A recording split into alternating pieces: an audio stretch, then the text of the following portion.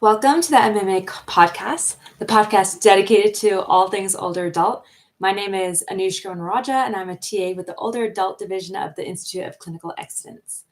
Today, we're diving into the article titled Exploration of Combined Physical Activity and Music for Patients with Alzheimer's Disease, a Systematic Review. We just wrapped up week 7 of Older Adult Level 2, which is our week on cognition.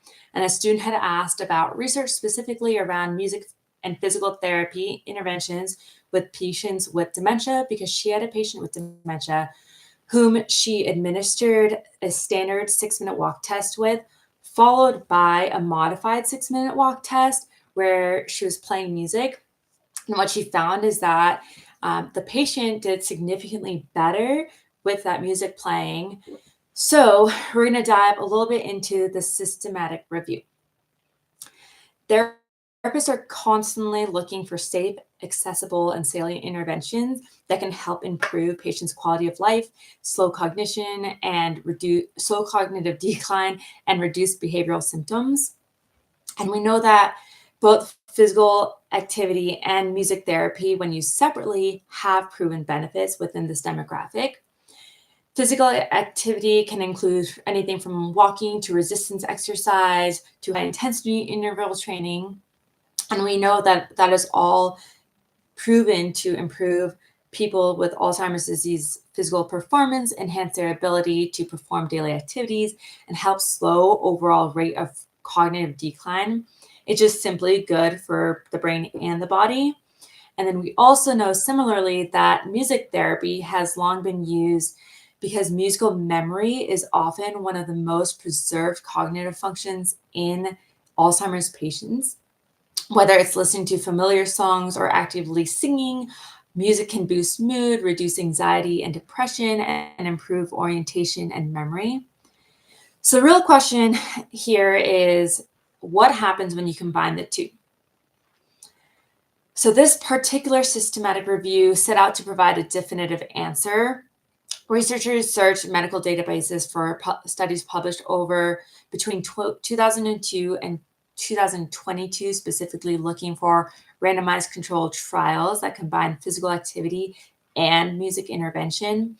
Out of the 200 potential relevant studies, they only used 8 high-quality studies that's because that's all that met their strict inclusion criteria. So that does tell us that there's not a ton of research on this and definitely room for more growth with it, but gives us something to start off.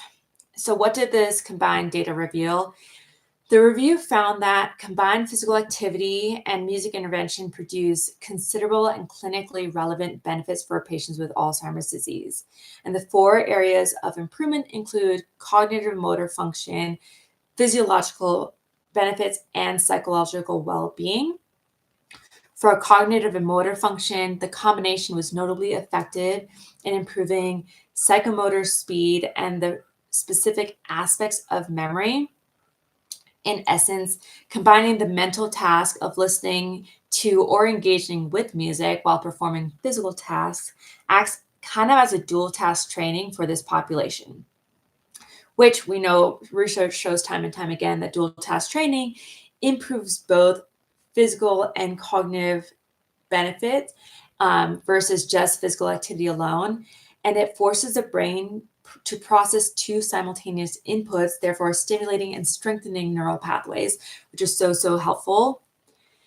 Physiological benefits include it improved heart rates, improved their ability to regulate motor patterns.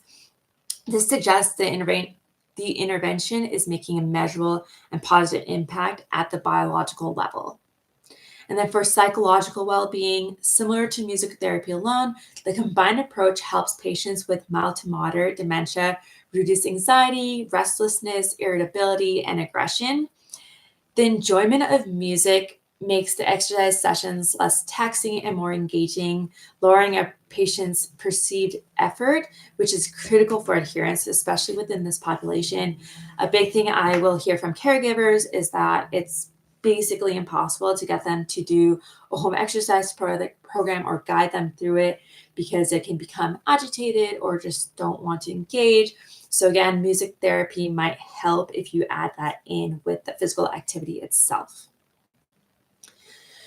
The review also highlights an important nuance that the effectiveness depends on the dose of the intervention.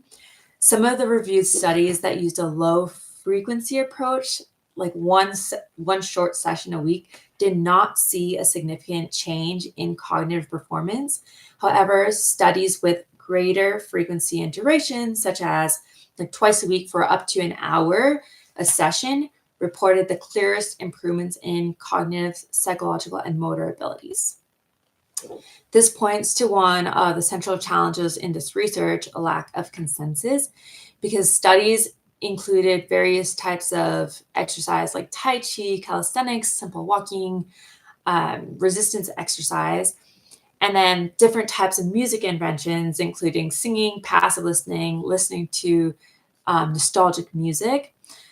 So there's no exact protocol that all of them followed, but that just shows us that we need more research on this area in order to create a more standardized intervention protocol, remembering that everything's going to be individualized to your patient, but something that might help define optimal frequency, intensity, and duration so that the combined music and movement programs can be more widely adopted in clinical guidelines and therapeutic practice. So what's the big takeaway for clinicians, families, caregivers, whoever's involved in their care? This systematic review strongly supports the idea that deliberate combination of physical activity and music should be considered when working with people with Alzheimer's disease or dementia. One thing I have about this is I had a patient who he was pretty far progressed with his dementia, and the only way I can get him to do cardio or just get really good aerobic exercise was playing music. I'd let him choose a band, so it's always something from like the 50s or 60s. But he'd have a smile on his face and we'd like be able to pump to steps per minute on the new step, versus if I just had him try at the new step on its own, he would go very slowly, like that cruise control. So it's a good way to pump up the activity for him and bring intensity for him while maintaining salience because he enjoyed it more with that music. But just food for thought when you're looking at this with these patients. If you haven't taken level 1 and would like to learn, or sorry, if you have taken level 1 and would like to learn more about working with people with cognitive decline or other special populations or considerations, our next cohort of older adult level 2 starts on February 9th.